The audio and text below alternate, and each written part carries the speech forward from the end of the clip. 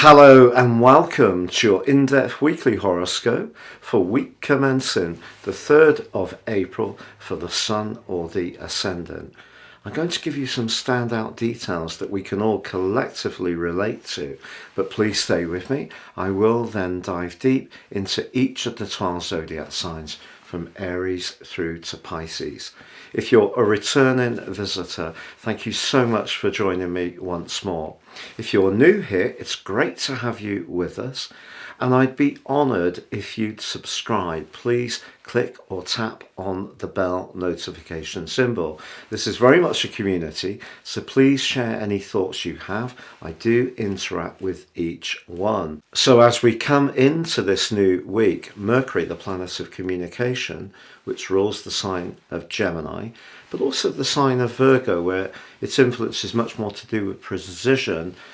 Its move into Taurus is asking us to grapple with the foundations in our lives, especially the ones to do with everyday finance, I feel. But the second house energy of Taurus is also about how we feel about ourselves, our self-worth and our values.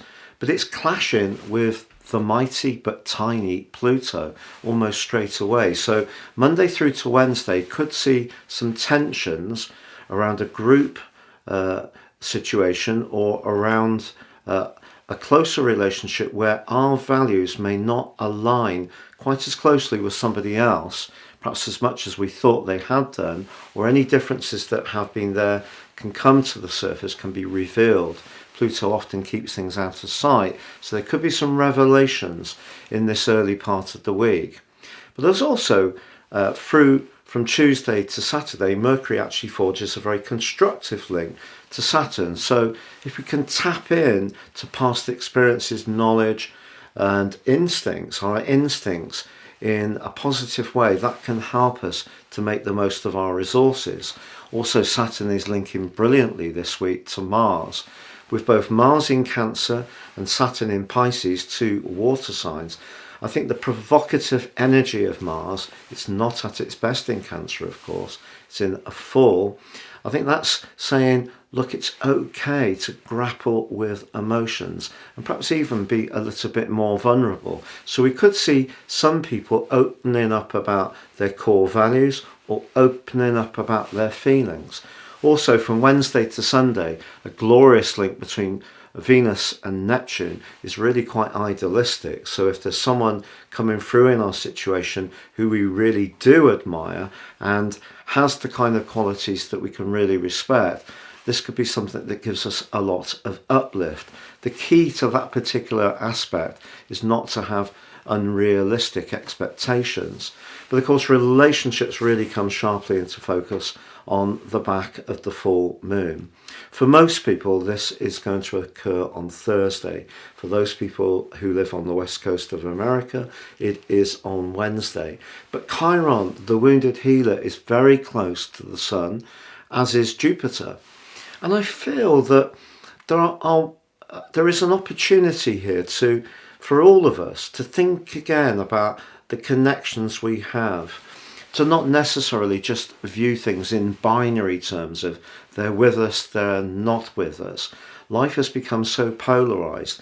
If you can see the nuances in situations and the experience of our journey through this existence that are really quite mutual, that's going to be something we can gain from this. But with Uranus forging a quincunx to the moon position, it could be that in some situations, differences over money or how it's spent or those values could be the part of the relationship which really does need some attention. Now, as this week draws to a close, Venus is forging a wonderful angle to Pluto. This really can help us to appreciate the very special alliances we have in our lives. And also a little bit of fortune is starting to bubble up, potentially, as the week draws to a close, as the Sun is approaching Jupiter in Aries. They're actually going to meet up in person, so to speak, next Tuesday. that will be when the aspect becomes exact. But this is one of the most fortifying of all planetary aspects in astrology. So if energy has been a little bit low, physical vitality, there's a lot of things that we're absorbing these days that can make us feel a little bit depleted. So I feel that there's an opportunity to feel a sense of uplift. But overall, this is a week which is asking us to engage with feelings and also the reality of our everyday resources and our need for security, and just feed that into how we're thinking about our need to get our own way, very Aries energy, against how we need to collaborate and connect to others, that Libran full moon. Please stay with me now as I dive deep with each of the 12 signs. But if you would like to ascend above this zodiac forecast, if you give me 3 pieces of personal birth data of time, date and place of birth, I can prepare for you your life roadmap report. This can help you to get a much more intimate understanding of the patterns that have played out in your existence so far.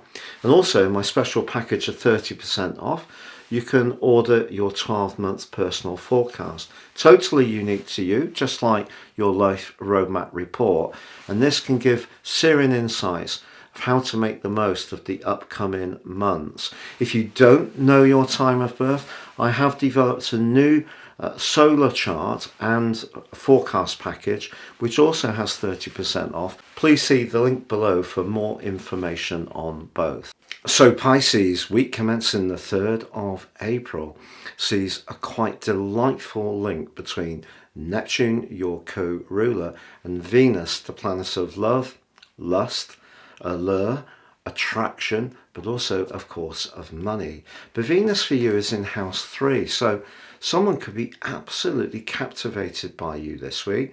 But if I hear you chuckle, you must believe in yourself, because whatever phase of your existence you're in, your connections to others are still very important. They don't have to be only romantic.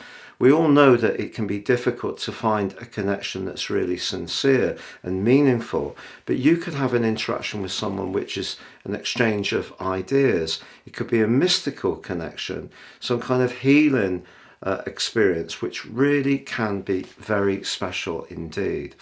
Now Mercury of course starts this week moving into house 3, so there's going to be a speeding up in your thinking, but ouch goes immediately into a clash with the mighty but the tiny Pluto.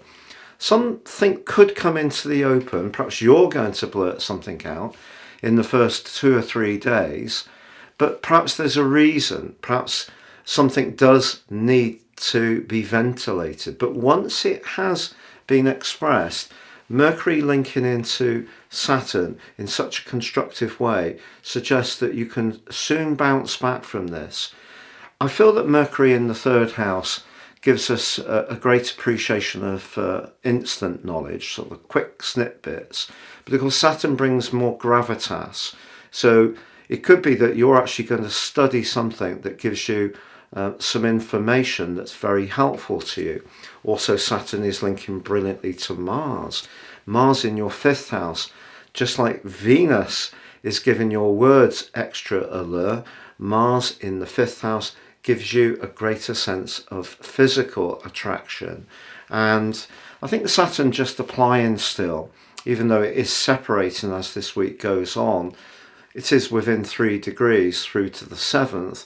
That just suggests that if there is something building up around a creative strand or around a social or a romantic part of your situation, it can be solid once you get over that early tension between Mercury and Pluto. And as I said before, the connection between Venus and Neptune can be very spiritual, very heightened. It can be a really quite lovely exchange. So what about the full moon? Well, the full moon for you is very much about balance in the books, which may seem like a comment that would apply to us all. How true. But why is this particular full moon so important? Well, we may think that the 2nd, 8th house is only about everyday money and longer term finance, but it's also about everyday assessment of our own worth. And the moon in the 8th house is giving you, or can give you, greater penetration into understanding the politics around value. So if there is a sense of a lack of value around you, address it with Chiron and Jupiter's help. There could be a shift. Uranus gets in a provocative way. It could be someone close to you who is more challenging in their point of view, and you might not like it, but what they say may actually hit home. And with the Sun applying to Jupiter towards the end of this week, there is the potential for some genuine good fortune. Also, Venus is in an interesting link with Pluto towards the end of this week, because maybe something that's important to you about where you live, the conversations you're having about that, there can be some powerful machinations playing out, all preparing you for when Venus moves next week into your 4th house. But I feel that this is a week generally when a lot of energy from your sign through Saturn, through Neptune, is received in a very constructive way, either through the Earth sign of Taurus or the magnificent Mars in Cancer.